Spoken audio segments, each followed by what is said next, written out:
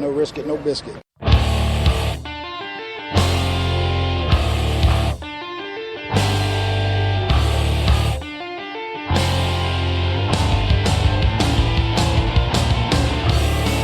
Arizona Cardinals fans, do you see red? Are you part of the Red Sea? Then you are listening to the show for you. A podcast for Cardinals fans, by Cardinals fans, with outsider and insider perspectives. It's time to rise up and see red. Hello, Arizona Cardinals fans, and welcome back to the latest edition of the Rise Up, See Red podcast. I'm your host, Jess Root from CardsWire.com, a USA Today wire site that covers the Arizona Cardinals. On the line I have with me is Seth Cox, the officially the big boss man over at RevengeOfTheBirds.com. How are you doing tonight, Seth? Good, Jess. How are you? We're doing great, and you know we're just a couple of days. We're recording on a Wednesday night. We've just seen the NFL Network's Top 100 show. We have a couple more reveals there, and we're just a couple of days away from All or Nothing, the release of All or Nothing, the big video series, the NFL, Amazon, and pretty much everyone is pushing to extremes. And you know, it's intriguing for me, but I'm ready to see it. How about you? Yeah, I'm excited. It's going to be a good time. It's going to be fun to watch, which will be, entertaining. Not sure what you're going to do over at CardsWire. We're going to have an enjoyable time doing a episode a day review type thing. So, hopefully not too many spoilers. Not that there can be like a ton of spoilers, but try to. There's already a bunch out there. Really, there's a bunch. I mean, aside from, guess what? We know how the season went. They won against Green Bay, and they lost against Carolina. And what I'm really interested in is some of the off the field or the locker room things, just how they interact. Now, the stuff off the field, that's kind of cool. I'm interested in seeing that. But more, if anything, I'd love to see some of the I can't wait to see the draft day one where the Cardinals already filmed it. The whole Amir Abdullah, Marcus Gold, and David Johnson thing, where I can't wait to see the frustration in Steve Keim. I can't wait to see that. Yeah, it's going to be fun to watch, and I think overall it's just going to be a lot of fun to see the Cardinals, kind of in the spotlight. You're going to end up with a look at the Cardinals that we've never seen before in terms of any access for any team, and so that's going to be enjoyable, and that'll be fun to watch, and then and then we'll ignore the ending. Well, tonight's topic, if you're listening, if we're saying tonight because we're recording on a Wednesday night, so this edition's topics are basically two. We're going to talk about the top 100. The Cardinals have 6 players in total, and the last 2 were revealed, with Patrick Peterson and Carson Palmer being revealed in the top 20. Patrick Peterson coming in number 18 and Carson Palmer number 12. We're going to discuss a little bit about that. And then after that, this is our Ranking the NFC West edition. We're going to talk about the NFC West, and we're going to go position by position, and we're going to rank each position group, their situation, talking about 2016 alone, how we would rank each position group that way. So it's basically a couple of topics. We're going to talk top 100. We're going to talk about ranking the NFC West. We're 1 month away from the start of training camp, and so I'm thinking as things come up, I wasn't sure if we're going to have another show. I'm pretty sure we'll find a way to talk about the All or Nothing series maybe next week or the week after. I will be out of town, but I can podcast from anywhere as long as I have an internet connection that works. And then sometime before the beginning of training camp, we will talk about training camp roster battles, bubble players, salary cap casualties, and all that sort of stuff. So let's go get started, and let's talk top 100. So the Cardinals have 6 players total, rounding it up. We assume that there are no more, because Patrick Peterson and Carson Palmer rounded that out. I can't imagine there'd be anybody else that cracks the top 10, David Johnson included, as good as he was. So we have the 6 players rounded out. Number 71, Calais Campbell. Number 48, Chandler Jones. Number 28, Tyrann Mathieu. 27, Larry Fitzgerald. Number 18, revealed on the special on Wednesday night, Patrick Peterson. And number 12, Carson Palmer. We'll talk basically about Peterson and Palmer. But initially, I was tweeting this kind of. The first shock was, and we kind of thought last week when we talked, that Palmer would probably, if he was in and he deserved to be in the top 20 based on the year he had, he probably would have been near 20. That wasn't the case. How surprised were you when Peterson was revealed before Palmer? Yeah, I was a little surprised. I mean, and it's not that Palmer's play didn't deserve it, but as we talked about last week, it was just a huge jump and something that you just don't normally see in terms of how these things work. And so, I'm happy. I mean, I'm not going to complain about it. And like I said, if there was ever a year that Palmer deserved it, it was last year. And I think the fact that it happened, after the injury and whatnot, it makes it even better because he was probably on his way to being a top 30 to 40 player. And he ends up, getting into the teens, or not even the teens, getting into the top 12 in the NFL. And, it was kind of a culmination of what was the apex of his career so far. And obviously Cardinals fans hope there's one last chapter to that career. So, but so far, I mean, I don't think anybody can deny it's been the highlight of what has been a good, bad, and indifferent career for one Carson Palmer.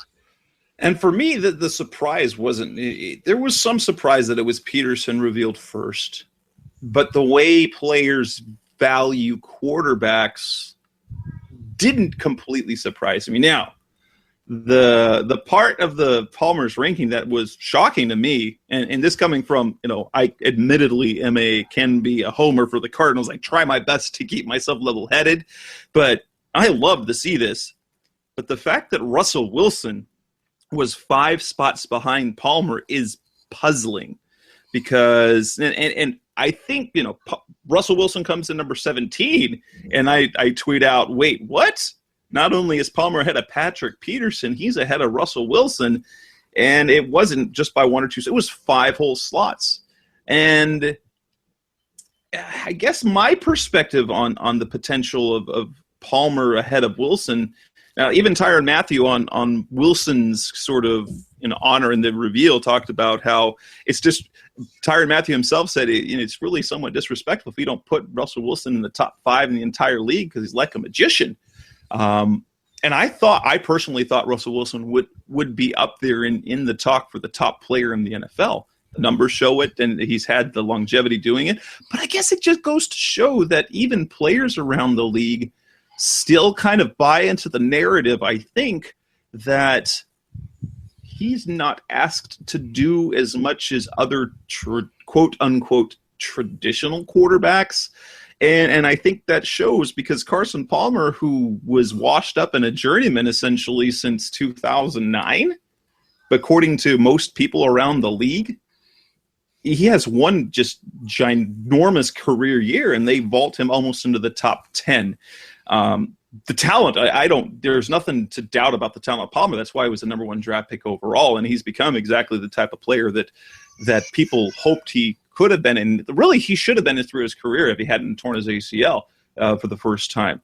But I think it just shows how there's still a little bit of wait and see when it comes to Russell Wilson.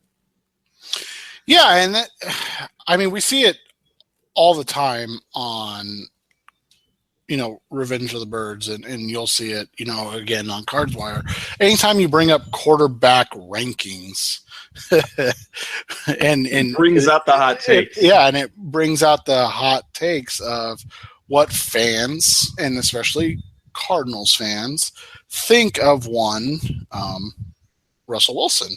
And I'm not going to argue because it's not that big of a deal to me. So, but it's just interesting to me that's how Cardinals fans see Russell Wilson. I am kind of like you. I think he's magic for that offense and what he does. And this is how I always view a player, and this is just me, take it or leave it. But I asked myself, if I took Carson Palmer and I took Russell Wilson and I just flipped teams, nothing else but just the quarterback situation, what team am I picking to be better tomorrow? And that's how I look at it. And that's not a shot at Palmer. I thought Palmer played better last year, so I can understand the higher ranking. I shouldn't say that. I thought Palmer played more consistently last year, so I understand the higher ranking. But Russell Wilson's highs were higher during the year. So, but if you told me that tomorrow the Cardinals and the Seahawks made a trade straight up Wilson for Palmer, I think the Cardinals got the better end of the deal, even if it's just for 1 year.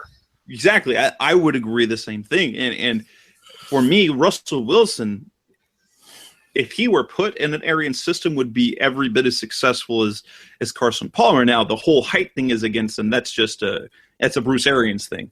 Obviously, he's shown he can overcome the height issue. He's every bit as bright.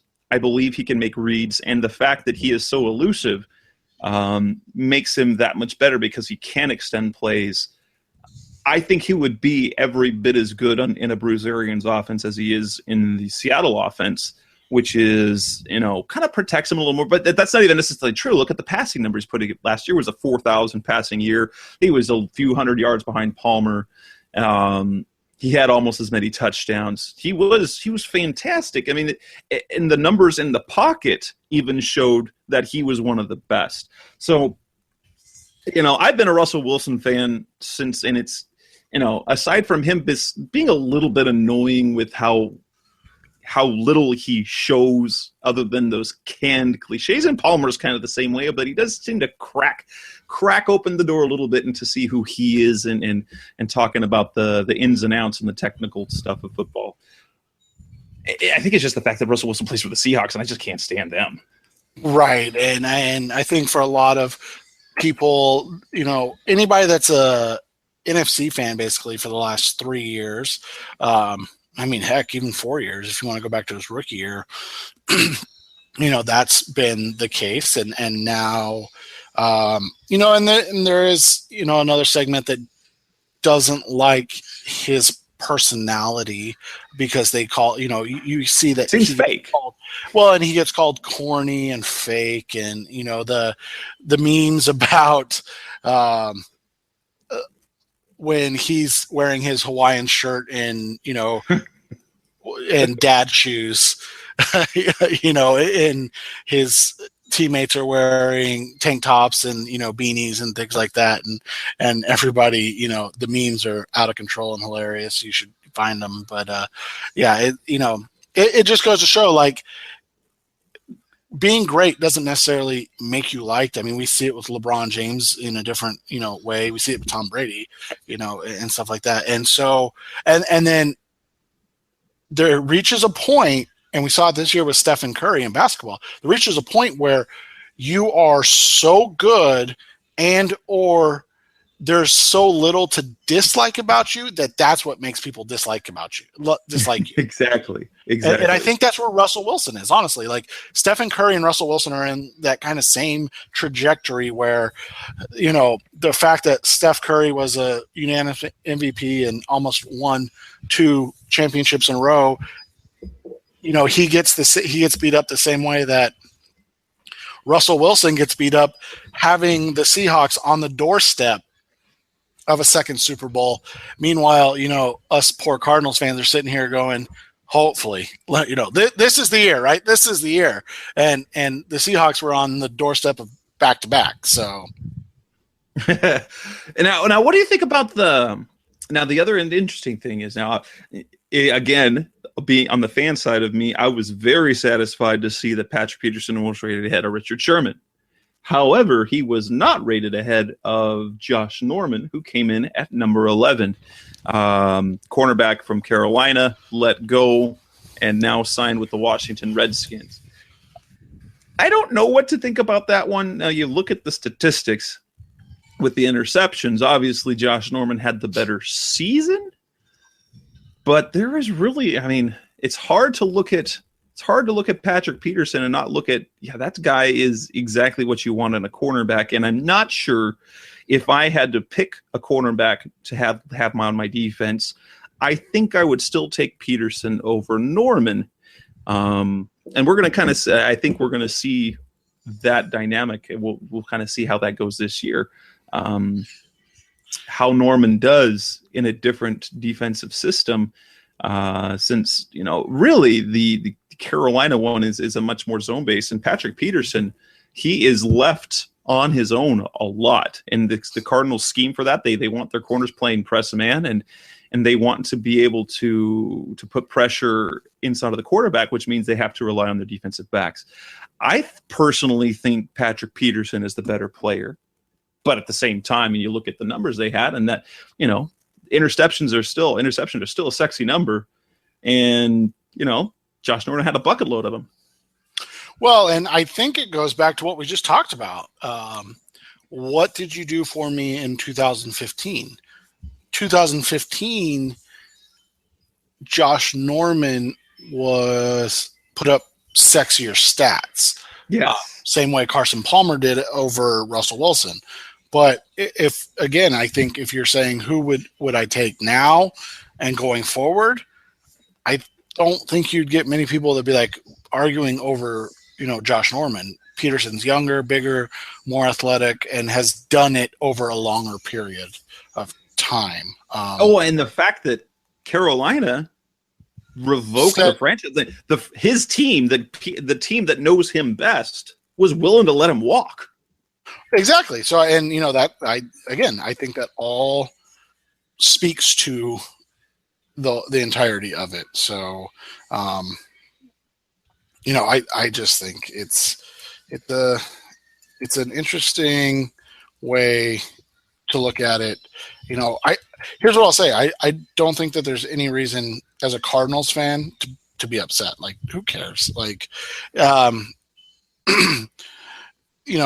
I don't think there's any reason to care that Josh Norman was ranked above. And if anything, just say it balanced itself out, because the fact that that Palmer probably shouldn't have been ranked over Wilson, and Peterson probably shouldn't have been ranked below Norman. So it evens itself out overall. And bottom line, what the Cardinals have are 6 players considered among the very best in the NFL. Not a bad deal moving forward. So let's wrap that up. Coming up next on Rise Up See Red podcast. I almost did it again. So coming up on the Rise Up See Red podcast, we're going to talk the NFC West. We're going to go through the different positions and kind of rank them by team and give our, this is a good offseason post ranking the NFC West. So back on Rise Up See Red, we're going to talk about those different positions. Who's the best? Who's the worst? Welcome back to the Rise Up See Red podcast. And we're getting ready to rank the NFC West. We're going to talk about every position group, starting at quarterback, going all the way to the specialists and even the coaching staffs, or the coaches, head coaches specifically. And we're going to go through and kind of give our rankings. Now, Seth and I have not talked about this ahead of time, so who knows? We might see some similarities, and we might be very different. So hopefully we get a little bit of debate going. And so let's talk about that now. So let's look at the NFC West. Let's talk about the quarterback position. How would you rank the NFC West from team to team? Now, the way I'm looking at it is, how does it look for 2016? And it's not just the starting quarterback, but the two, their quarterback situation for this season. I think it goes back to what we talked about. Overall, Wilson's been healthier. The backup situation in Seattle sucks, but I do like Trevon Boykin if he makes the team. So there's that. But overall, if you're making me take 1 and 2, I'm probably going to take Arizona, but if we're just doing head up, Palmer or Wilson, I'll take Seattle. But at by my wishy-washiness, you can tell it's basically splitting hairs. Like I'm not going to get. I think in this case it's a flip a coin at 1 and 2, and then at 3 and 4, that's where the discussion really gets interesting because I think you can make a case that 3 and 4 is the same exact thing that we're talking about with 1 and 2. We have no idea how Colin Kaepernick or Blaine Gabbert are going to fit in Chip Kelly's offense. And obviously we have no idea about Jared Goff in the NFL. So that's, kind of where we are left when it comes to this whole thing. Gun to my head, if we're ranking, just say top 2, I'm going to go probably Cardinals, Seahawks. Then I'll probably say 49ers, only because I know how manageable Blaine Gabbert is, but I also know how high Colin Kaepernick can go, whereas we literally have no idea with Jared Goff. Well, and that's the same order. I went Cardinals, Seattle, San Francisco, Los Angeles. I saw Russell Wilson and Carson Palmer in 2016 as equals. I wouldn't necessarily, if you're looking at 2016, neither one nor the other would I necessarily say is better. Where Cardinals have a clear advantage is if they're number 2. I don't know much about Trevon Boykin, but when you have a he's undrafted. That's how you have to look at it. And then a guy in Jake Heaps behind him that no one's ever heard of. And you could have argued Tavares Jackson, they were going to have in their back pocket, but after the whole gun incident and allegedly, threatened his wife, and she said, "Go ahead and better be accurate because you're not on the field." I don't think that weirdest story of the offseason, I think, bar none. But I think Tavares Jackson is officially out of the running for backup there for Seattle.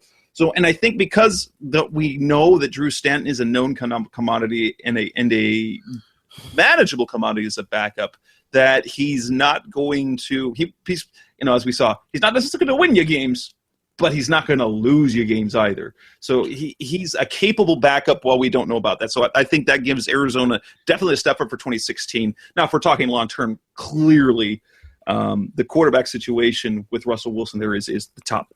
And I take San Francisco over Los Angeles simply because now Blaine Gabbert, like you said, manageable. As a best case scenario, I could see him as a lesser Alex Smith. I didn't know that much about other than he was terrible before San Francisco, and watching him play. He plays like Alex Smith. Not quite as efficiently, not quite as effectively. And Colin Kaepernick, I just can't believe that he is that bad. And I think the same thing about Robert Griffin, RG3. The guys that we've seen them perform at the highest level, at top of the elite quarterbacks in the NFL, it's got to still be in there. And I think of those 4 guys between San Francisco and Los Angeles, Kaepernick, Gabbert, Keenum, and Jared Goff, clearly Kaepernick is the most talented, in my opinion. And so I would take Gabbert and Colin Kaepernick every day of the week over Case Keenum and Blaine and Jared Goff, simply because, one, we know nothing about Jared Goff. And the fact, and I wasn't, and like many people, some people, it's like, I'm not convinced that Jared Goff's going to be able to do it at the next level. And Case Keenum, So San Francisco over Los Angeles, we'll talk about this in a year, and maybe Goff has some promise. Right, and here's what could be crazy, and obviously, as Cardinals fans, we hope this is not true at all, but here's what could be crazy. There is a scenario where the Cardinals could be at the bottom of this rankings when we do this time next year. Me and sunny Chicago and you melting in Arizona, but that's another conversation for another day. But I mean, like you just said, Jared Goff could light the world on fire. I I don't see it happening, but he could. There's a reason he was the number one pick. Whether or not I agree with it doesn't matter. Whether or not you agree with it doesn't matter. There's a reason he was the number one pick. Like you said, we've seen the highs of Colin Kaepernick. I mean, he's gotten a team further than Carson Palmer ever has. So whether or not, no matter how you want to fight that battle, that's a factual statement there. But and there is a reality and a chance that the Cardinals, could either one be without Carson Palmer next year. Hopefully this is the scenario because he rides off into the sunset after a Super Bowl win. Or the other scenario is that his play just diminishes slightly enough to make this a conversation, which is crazy to me to think, because I think the only guarantee next year, when you look at it, is Russell Wilson will be one of the top two guys. Right. Now, that interesting, fun thing that I kind of tweeted out, and if we're looking at quarterbacks, if you had to pick an NFC West a playoff-tested NFC West quarterback to lead your team, who would it be? Now, the question is, now, naturally, you'd want to pick the guy that didn't throw 4 interceptions in an NFC Championship game, right? Well, then you'd be taking Colin Kaepernick because exactly. Palmer did it. And people forget Russell Wilson did it the year before. Only their team won magically somehow because they're magicians again. They are. Pete Carroll is Satan himself, I think. Exactly. So I think with the quarterbacks, there's not like a ton of question this year in terms of preseason rankings. I think the question becomes, how much does this change in 2017, the 2016-17 offseason? Let's talk about the running back position. This is an interesting one here. I actually just published it this afternoon, let's call it Wednesday afternoon on CardsWire. I actually have to kind of take a look at it a little bit differently. I went into, and I'm looking kind of like the rotation of what the running backs will be. I went Rams first, Cardinals second, Seahawks third, and San Francisco fourth. Now, on the whole, this is a very talented division with running backs. But I went with Los Angeles first on this basis. And there's a fact I forgot about. I either did not remember hearing, seeing, or just completely forgot. One of the two. Todd Gurley, everyone thinks is a generational back. The fact that in his first year he was a top 30 player, and everyone, players included, rave about this kid. He's already predicted to be the top rusher for 2016. But I had Trey Mason behind him. But Trey Mason is having some legal issues. I hadn't remembered or heard that. So probably, he's on the rest. He hadn't practiced with the team. So it looks like maybe it's Benny Cunningham behind it. And for that might make it different for me as who's got the better running back situation, because while I love David Johnson, I think you have to look at Todd Gurley as definitely the better talent, and he's going to get the better usage in that offense. But if you go, if you have Todd Gurley and Trey Mason, who showed promise as a starting running back his rookie year, so you have to like the young balance they have for the 1-2 punch for a season. But take Trey Mason out, you'll have Benny Cunningham, and now you got David Johnson and Chris Johnson with, every once in a while some dynamic flash of Andre Ellington. I'm not sure if I would keep Arizona below Los Angeles without Trey Mason. So I go right now, that's my initial rankings, were with the Rams over the Cardinals. But if we're swapping Trey Mason and Benny Cunningham, I think I like the combo of Johnson and Johnson better than I like Gurley and Cunningham. And then I go Seattle over San Francisco. Although, I don't know, Thomas Rawls, he was fantastic last year, but coming off the ankle injury and the fact they drafted a couple of running backs really makes you take pause to see whether or not they think he can repeat what he did. So there's no Marshawn Lynch. We don't know how Rawls is going to come back. Now, CJ Prosise looks like a David Johnson clone, as you've mentioned and we talked about on the show leading up to the draft. So that's kind of a scary proposition there for that running offense. While San Francisco, they've got Carlos Hyde, and they've got an offense that's run friendly as well. So I could flip-flop Rams and Cardinals, and I could flip-flop Seahawks and San Francisco. Yeah, and I don't think you can argue any of that. again, do the Cardinals have the best running back in the division? Probably not. Probably the Rams, but you go down to 2 and 3, and I think it becomes clearly the Cardinals. And to add to your point, if we knew the health of Thomas Rawls, I would even rank them over the St. Louis Rams because their 1 and 2 situation would be better than the Rams 1 and 2 situation. So that, that would be the only reason why. But since Rawls is coming off a serious injury, I think, and I'm trying to see if they drafted anybody because I don't pay enough attention to depth charts for teams like the St. Louis or the Los Angeles Rams, excuse me. I'm going to do that. You're going to do Revenge of the Birds. And I'm going to do that all season, so it'll be fine. But no, so I mean, Gurley, Cunningham, a guy named Chase Reynolds. I'm pretty sure that's a fake name. Malcolm Brown's not bad, but I mean he's an undrafted free agent. I saw the list of running backs on their site, and I was like, who? Yeah, Zach Lasky, that's a fake name. Terrence McGee, that's not a real name either. Aaron Green was the running back who made the fantastic catch for TCU in the come from behind win over Texas Tech.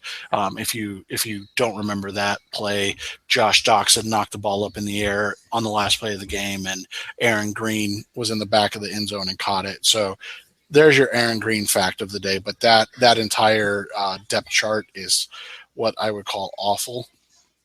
But in fairness, they don't. Assuming they won't need it, they won't need it as long as Gurley's healthy. But again, if we're doing the depth chart overall, I prefer Seattle's depth chart over St. Louis. I mean, like I said, it's similar to the quarterback situation. I would take Russell Wilson over everybody in the division, but if you're making me take a depth chart, I'm going to take Arizona's. In the same vein, like you had Arizona ranked 1, I'm going to agree with you. I would almost rank Seattle 2 because of Procise, Alex Collins, and Christine Michael.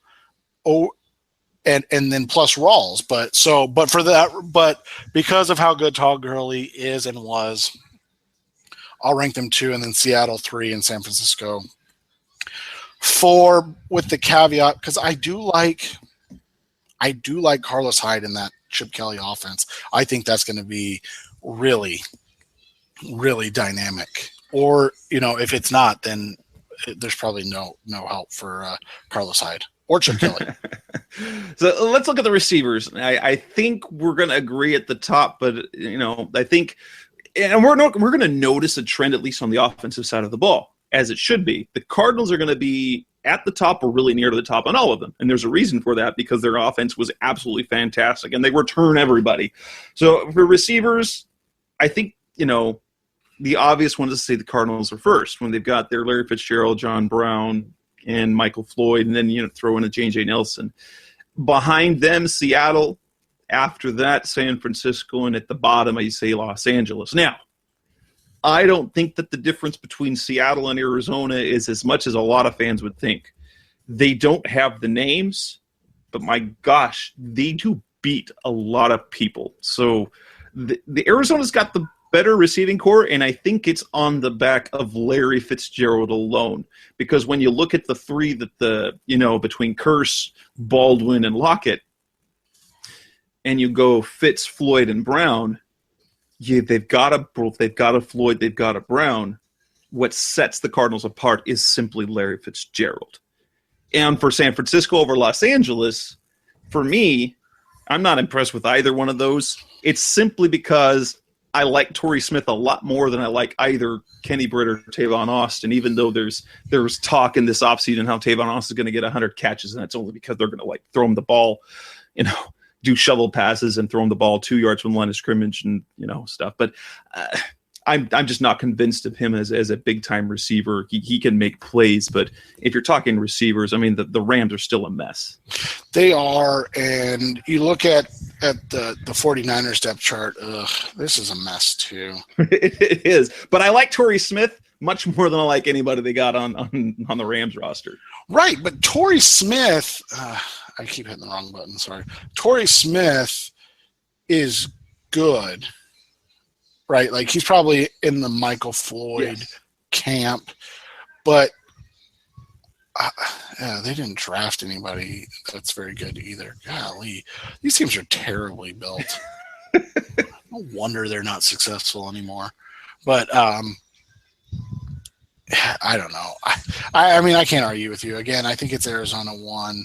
Seattle's closer than Cardinals fans want to admit, and that's because Tyler Lockett may end up being the best receiver in the division within the next. Stop that. So it's John Brown and J.J. Nelson. Because J.J. Nelson's going to be number 1 receiver, don't you know?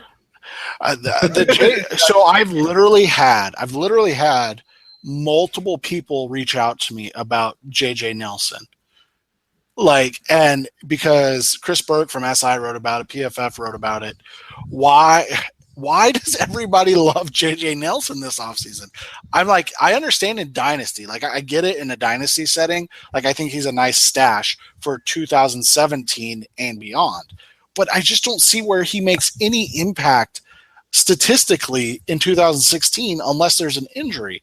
Like, I think that he can have big games like he did against Cincinnati, but I don't see any way that he has significant week-to-week impact without an injury occurring first. And in that case, you're basically, and again, this is in a fantasy setting, you're basically setting yourself up for failure in order to play him every week to see if you catch that lightning in the bottle the 1 week. Right. And for me, Nelson is, I said it all last year. We didn't think he was going to be I was shocked that they even had him on the field on offense. And he was impactful, but he was dumb as well because as respectful, there were several times he wasn't in the right spot. I don't know how many times I think he had limited snaps, and I think a third of them were him running the wrong route when he was throwing the ball. And so I've never seen him as more than a number 4 receiver ideal. And maybe he turns into a decent number 3, but even talking this year, you're talking a max of 40 catches. They might be big. They might be some fun ones, but he's not built to be a big-time receiver. That what he had his best year was at 35, 40 catches in college at UAB. This is a tiny school. He's fast. He was an elite returner. That's why the Cardinals drafted him. He's super, super fast. So I think he's nothing more than a he's exciting. I don't think he's more than just a trick player. No, and not right now. I think you got to remember Antonio Brown was never as small as J.J. Nelson. So I hate bringing up names like that. Let's backtrack. No, Antonio Brown, his first year with Steelers, golly, why couldn't I think of that team's name? With the Steelers was really similar. Even his first 2 years, or no, his first year, that's what it was. His first year, he had 16 receptions for 167 yards and as many touchdowns as Jess and I had last year. So, I mean, that's just, that was what he did in his first year. In his second year, though. So, and then our boy Nelson had 11 catches. That's all he had last year. My goodness, I could have sworn it was more than that. 11 catches for 299 yards. We'll call it an even 300 for 300 yards and 2 touchdowns. So if you're, again, grain of salt, I'm not comparing them, but if you're talking about the archetype of careers, he's on a similar trajectory right now. The difference, the massive difference is the Pittsburgh wide receiver situation in 2011. Brown's second year was Mike Wallace, a 35-year-old Hines Ward, and a also second year Emmanuel Sanders. So it wasn't like they had a plethora of young talent in front of him, or a Larry Fitzgerald that is only 32, I think, in front of him. We're talking, Mike Wallace at his absolute apex, which was basically what John Brown is, and that's it. And so, I mean, the third leading receiver on that team for the Steelers was one Heath Miller. I don't think we'll see a Jermaine Gresham being the third leading receiver this year for the Arizona Cardinals. And if we do, Jess and I will have a lot of ranting on the websites. Yes, we will. Let's look at the tight end situation. This is where, maybe, I think we're going to say that Seattle's probably got the most talent. Now, granted, Jimmy Graham, how he comes back after that injury, we don't know. But they've got Luke Wilson. Those two are probably on the same team, the two best tight ends in the division, I would say. But then the Cardinals right behind him by, as underrated. I probably would call their tight end room very underrated. They're not going to be super productive, I don't think. But the combination of Darren Fells and Jermaine Gresham, that's a talented pair, a productive pair. But then behind them, I put San Francisco and Los Angeles because, after I actually had to look because I know Jared Cook was gone. I'm like, who in the world does Los Angeles have? Oh, they've got Lance Kendrick. He's not bad.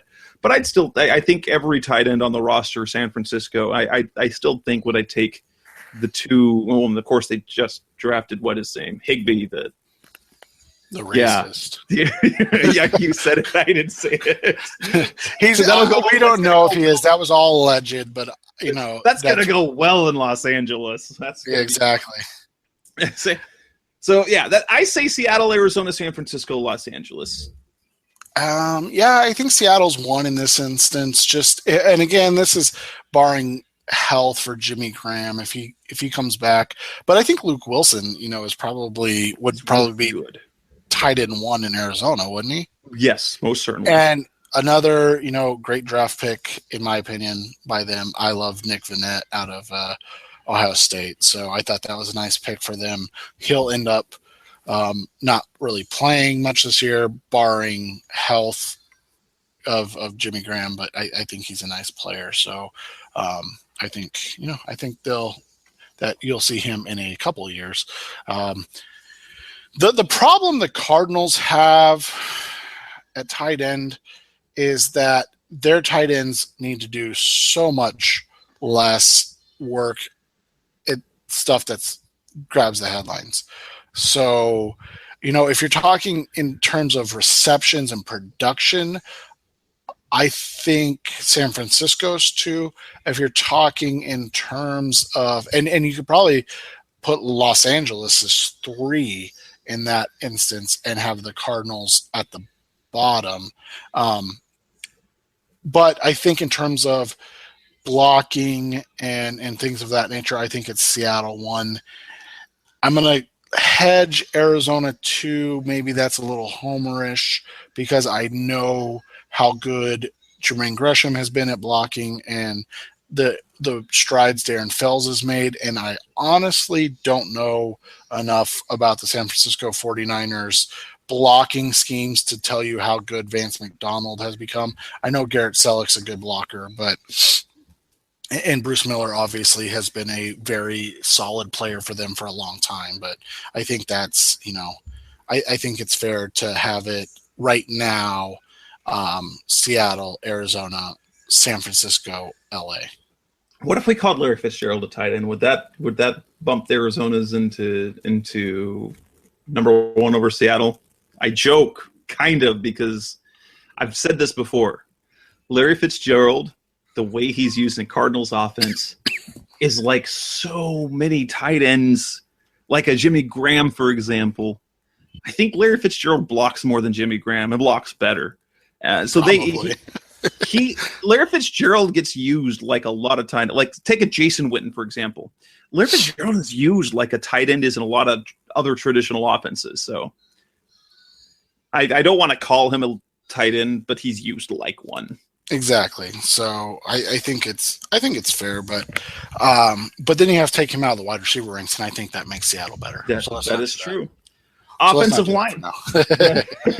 But let's put them in both just for fun, because then we can do whatever we want. So plus it is our ranking, so we can do whatever we want.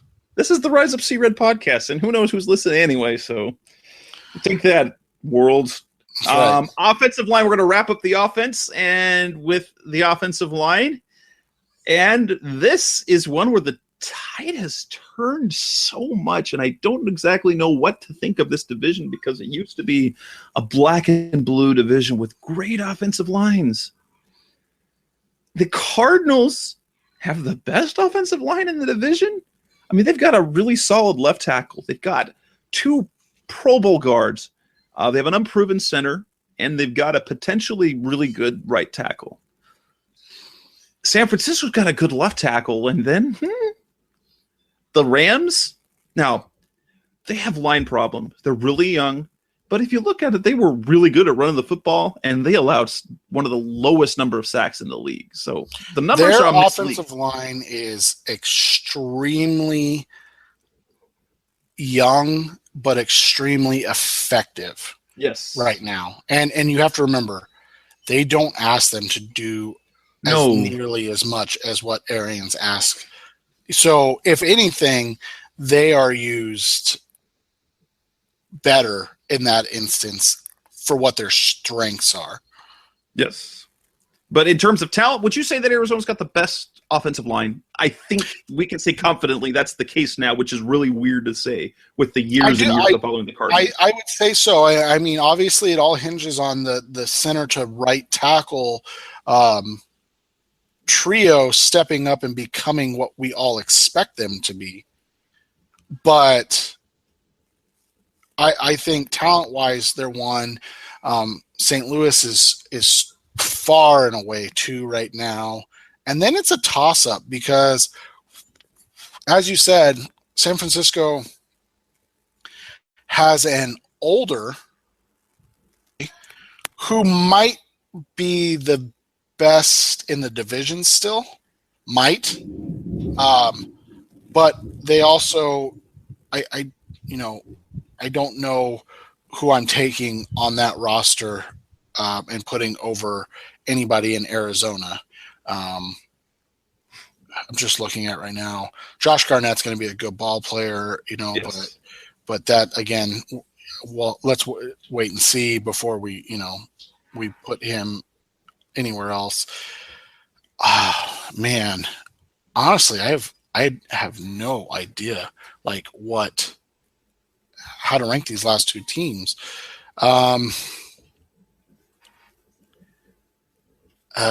Here's how I put it. Bradley Sowell might be starting at left tackle. I don't think he will be, but he might start at left tackle for the Seahawks. That just puts them at the bottom for me. I mean, yeah, I think he's a good guy. I think it's Bradley Sowell, really good guy to have on your football team, really good guy. But as we saw him start for the Cardinals, and it was a disaster. I hope for his sake he's starting. And I hope for the Cardinals' sake that he starts for Seattle. But that tells you the type of line that they've got. Yeah, exactly. But yeah, I think that's fair. I think that's a good point. And even though, I thought a little bit differently because of Staley. And you said, yes, the Rams, their offensive line, young, effective. I still leaned over San Francisco over Los Angeles because of the talent of Staley and the potential of Garnett because, I don't internet scout. I read what other people say, and then I form an opinion based on that. People I know and that I know and have paid attention to love Garnett, and I think that will show. That and the Chip Kelly offense, and again, that allows them to make some quick decisions so it's not burdening the offensive line as much, and they can put up numbers while having a bad offensive line. That said, I think with Staley and Garnett, I say the more talented line is San Francisco's over Los Angeles. They'll give me in another year from now, I think Los Angeles overtakes them because they finally get the continuity and the reps, and they do have potential on that line. They've got potential. They've got some good talent on there. They just were really young, and but they run a really simple offense. Honestly, I like what they've built on their offensive line. It's something that we've seen the Cardinals do recently, and something I wish the Cardinals would have done obviously sooner. Obviously,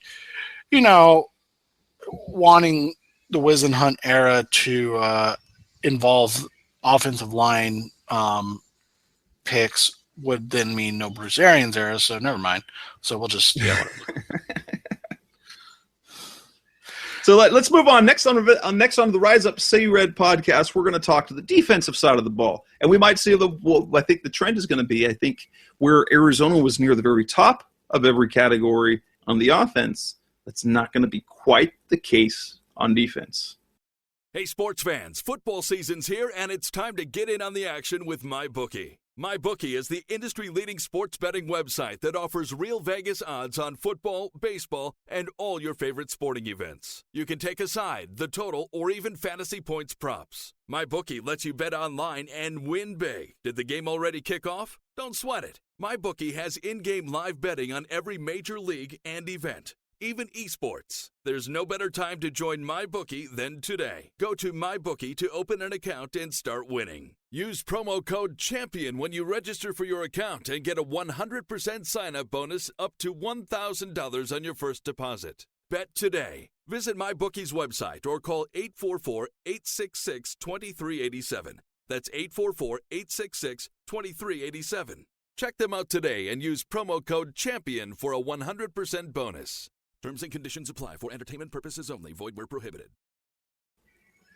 We're back on the Rise Up See Red podcast, and we're continuing to rank the NFC West in terms of position groups. But now we move to the defensive side of the ball, and this one's a little bit more fun, at least in my rankings. The Cardinals in fact, are not in my rankings, not number one in any defensive group. Defensive line and linebacker are a little bit tricky for me because you've got 2-4-3 teams and you got 2-3-4 teams.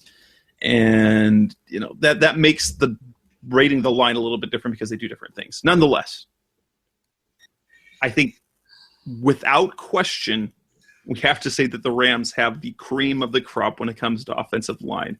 They are so physical up front. And when you have an Aaron Donald, and then you've got the edge rushers that they've got, it's unbelievable. Yeah, and the way the reality is they're just so talented on the front four, and even if you put the Cardinals front three, and we're doing depth charts and looking at all of this overall, and the way I do things in this instance is, like I said, we probably should go interior and edge, but no, I think you're okay, because I think if I was to say I have the Cardinals defensive lineman and the Rams defensive lineman, or even the Cardinal, and you put Chandler Jones and Marcus Golden in there as well, and you said I get to pick who's starting. My starters are Robert Quinn, Aaron Donald, Michael Bennett, and probably Calais. So that means you have only one Cardinal on there. So I think that's a fair way to say that St. Louis is better. Now, I have Seattle or Arizona. Would you put Arizona second, or do you put Seattle second? I still think that Seattle line, the way they just keep churning out linemen that are really good. They still got Averill, they still got Bennett. It's an incredibly talented line. Even though they've lost talent, they continue to play at a high level. You could tell that they lost a little bit last year overall. But that's why they addressed it so much the last two drafts. And they're still one of the best defenses, and it's based on their line. It's based on their front seven first and foremost. Yeah, and so I think when you look at it, I would say this. I would say if you're just talking starters, I would take the Cardinals starters over the Seattle starters, with the caveat that whatever happens with Jerron Reed and the continued growth of Frank Clark, Seattle's defensive line could begin to compete with St. Louis's for not just tops in the division, but tops in the NFL. I mean, you're talking about if Jerron Reed and Frank Clark continue to blossom. Obviously, Frank Clark's the only reason he ended up being available to Seattle was because he's a knucklehead off the field. And then Jerron Reed he's a very one-dimensional player. But he will play that one dimension really well. Exactly, extremely well. So I think you're talking about the potential to be better, with the caveat that I think the starters on Arizona are better. Does that make sense? Sure. So and that's just because Rubin and Hill don't really do anything for me. But you know what? If you ask the Seattle person, they would say the same thing about Corey Peters and Frosty Rucker. Exactly. So they would be more like, why isn't Robert Kimdiche starting? Well, in a couple of years, that Cardinals line could be every bit as dominant among the starters, because if you've got Kimdiche and Rodney Gunter on that line and the front three, that could be really, really devastating. But it could. But we're still, what we have for me with the Cardinals being third is that they play effectively and they play within their scheme. And I think a lot of that is simply because of the three-man setup that they use. And so it kind of devalues a little bit of what they do, because they get a lot of numbers, and then they expect their pressure to come from the edge, and they get lots of tackles and from a Dale Buchanan. And so I like the talent that Seattle has more overall. I think the potential in a year or two is the Cardinals could surpass them, especially with the dynamic abilities and athleticism of Gunter and Kimdiche. And then at the very end, and this isn't a slight, San Francisco's got a talented defensive line. It's just a little young. They didn't make the transition from Justin Smith all that well, so they didn't have the step up that they needed. But when it comes to 6'7" Oregon players, they've kind of got the market there, and they've cornered the market on that type of player. Yeah, let's talk linebackers. Again, this is kind of scheme dependent. Again, where the Cardinals play with four linebackers, or if you want to call Dale 3 linebackers and a safety pretending to be a linebacker. The 49ers run 4 linebackers, while Seattle and Los Angeles run with 3. That said, who's your number one linebacking core in the division?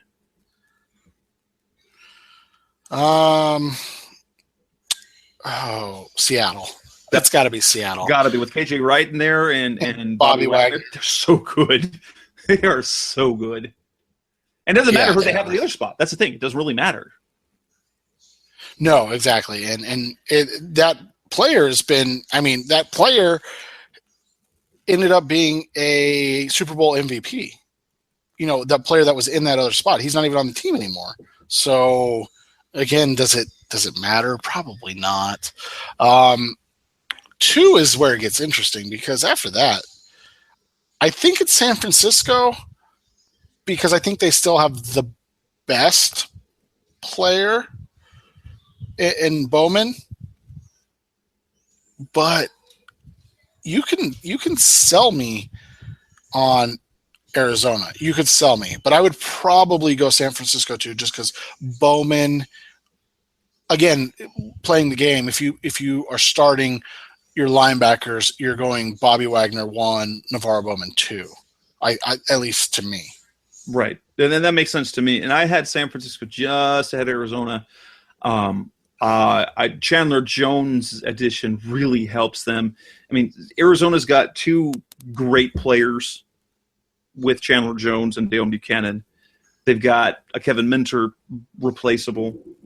And then you've got Marcus Golden potential. But, San Francisco, they still got Aaron Lynch on the edge. They've got Ahmad Brooks. They've got Michael Wilhoit. They've got Navarro Bowman. So they've got a linebacking core that I think still across the board is just a little bit better. If I look at those two teams, Navarro Bowman's number one, obviously. I probably want Dale Buchanan in that line. If I have to pick four, Dale Buchanan.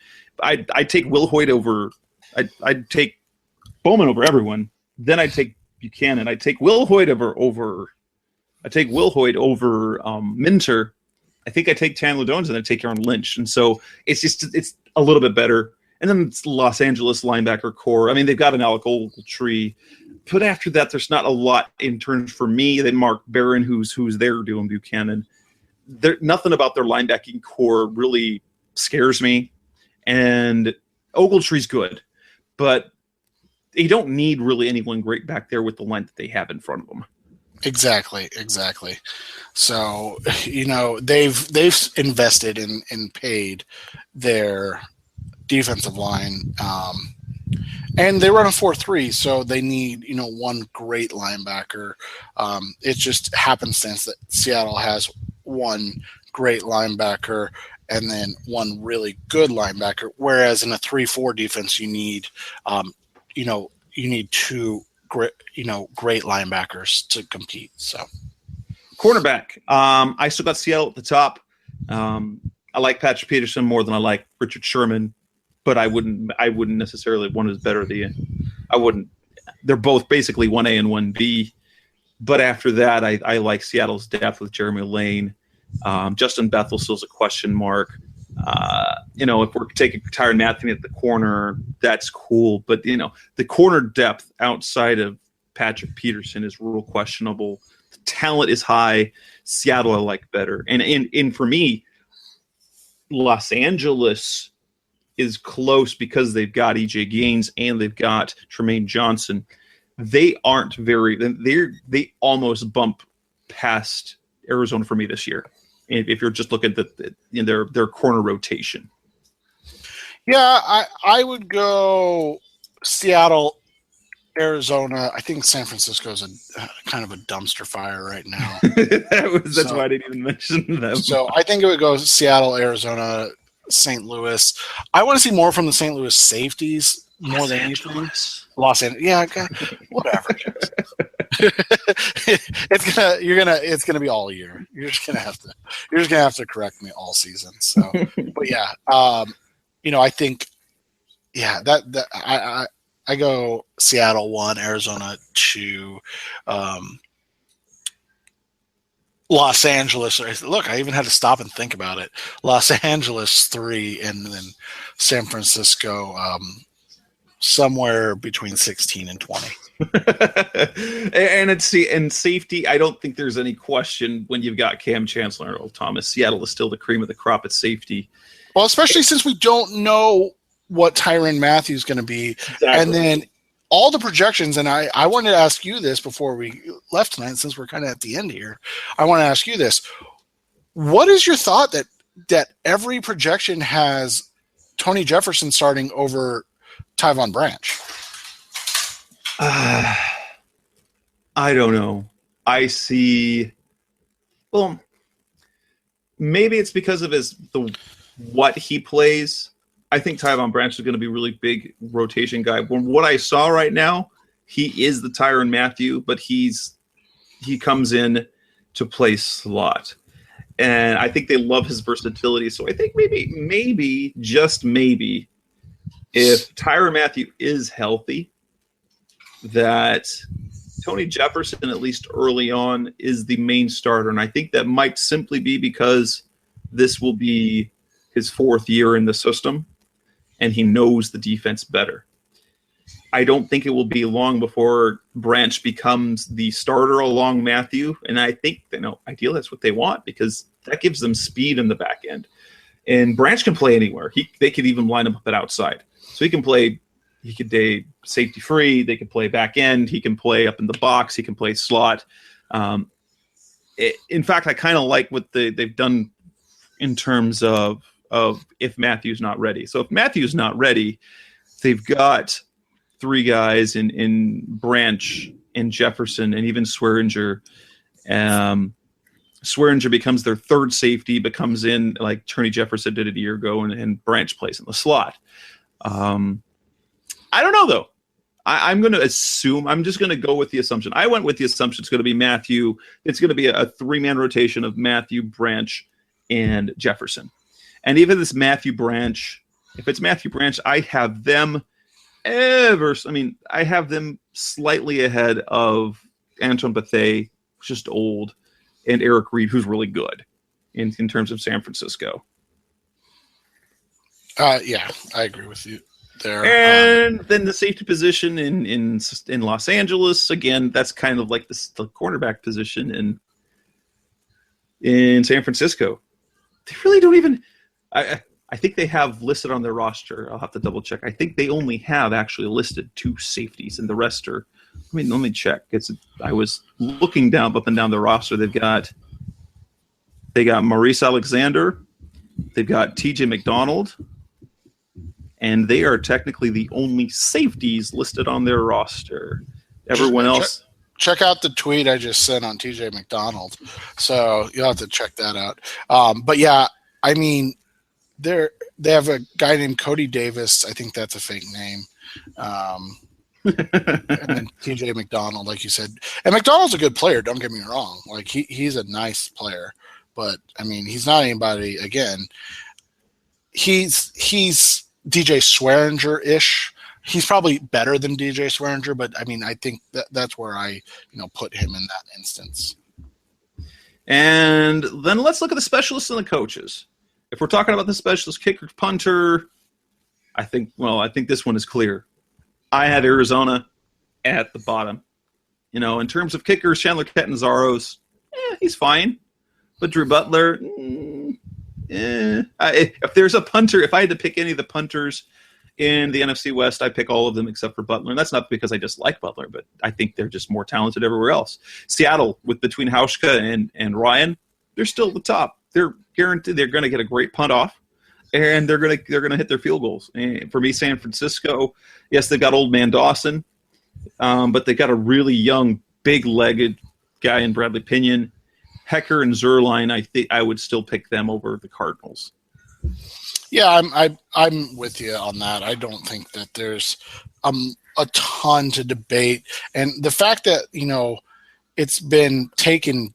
The return game is so hard now to justify it. I like Bruce Ellington as a return man. The Cardinals, we don't know who's going to return kicks and punts now because it's not going to be David Johnson. I mean, they maybe on a kickoffs don't even matter. I think it's going to be J.J. Nelson. Maybe on a special occasion in like we have to score on this kickoff type of situation. But I think Tavon Austin's the best return man in the division now, wouldn't you say? Maybe. I mean, Lockett's. I mean, they've really got some good ones. Lockett there. You've got Lockett, you've got Austin, you've got Ellington, and you've got Nelson. So, I think pretty much in the return game, the potential is there's a wash there. So I look at the kickers and punters. If you had a kicker, I want Hauschka first. If I have a punter, I want Ryan first. If I had to pick a punter, I'd always pick Drew Butler last. And I think – sorry, it's just always funny. and in terms of the kickers, I'm not sure where I put Catanzaro. I think he's an above-average kicker. I don't think he's a great kicker.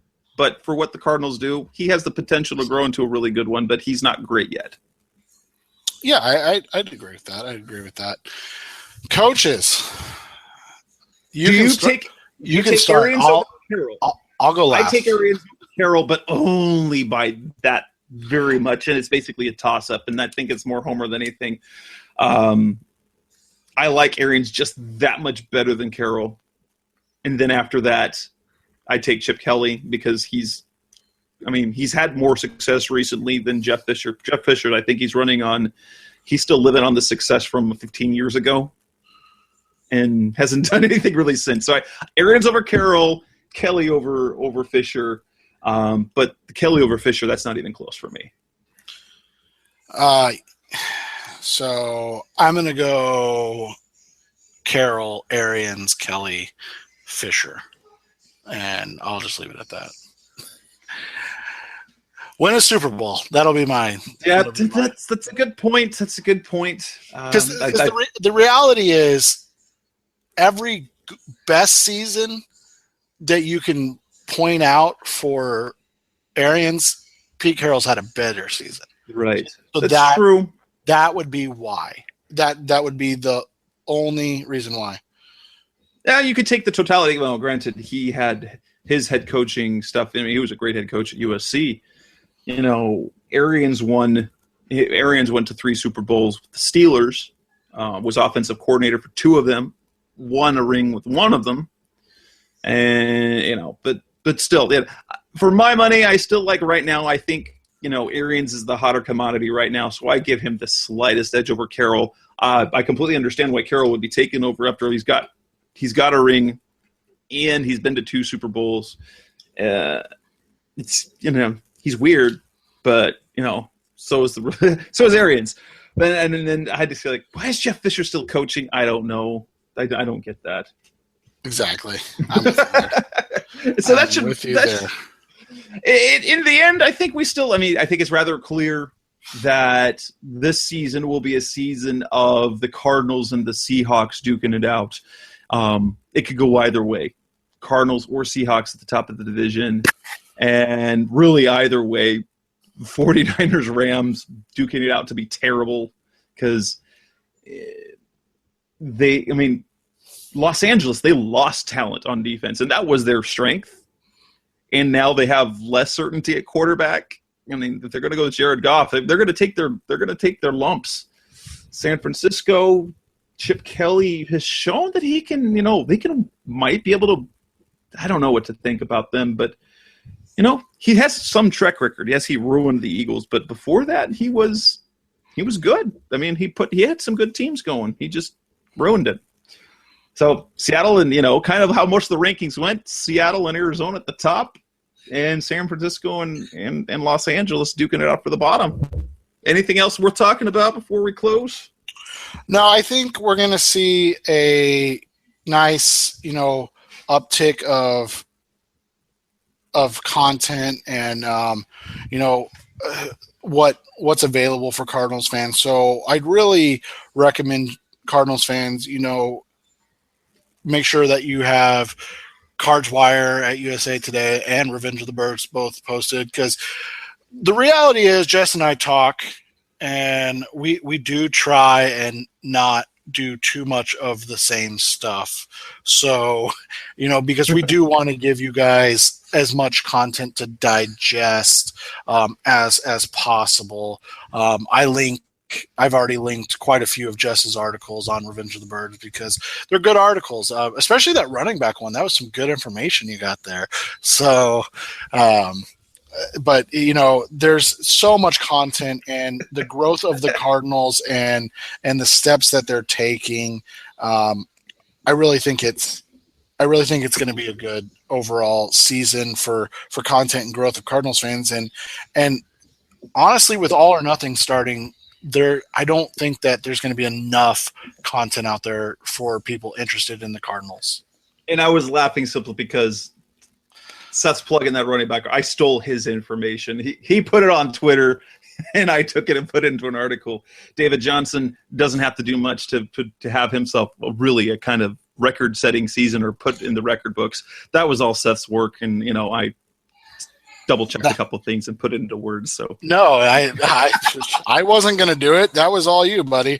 I'm okay with that. So, but yeah, I mean, Jess and I are friends away from the sites and things of that nature and the podcast. And so, we are going to work to make sure that there's not a ton of crossover content. News and such is going to be news and such. There's not much, we can do about that. But takes are a little bit different because we do see things from slightly different perspectives, which is awesome. I mean, we didn't vary much on our rankings here tonight, but oh well.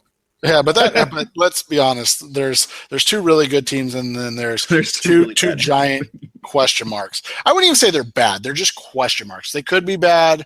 They could be okay. I wouldn't say they're going to be good next year, either team, but I think they can be okay. So that'll wrap up this edition of the Rise Up C-Red podcast. That's Seth Cox from RevengeOfBirds.com. I'm Jess Root from Cardswire. You can find the podcast on either one of our sites. It is coming soon. I don't know if it's already there, but we're going to be featured on sports360az.com as well. The site, the podcast is on Blog Talk Radio /Rise Up C-Red, on Facebook and on Twitter with Rise Up C-Red as the handles and the websites. That's Seth Cox again. I'm Jess Root. Thank you all for listening. We're going to talk all or nothing on our next show, and go Cards. Have a good night, everybody.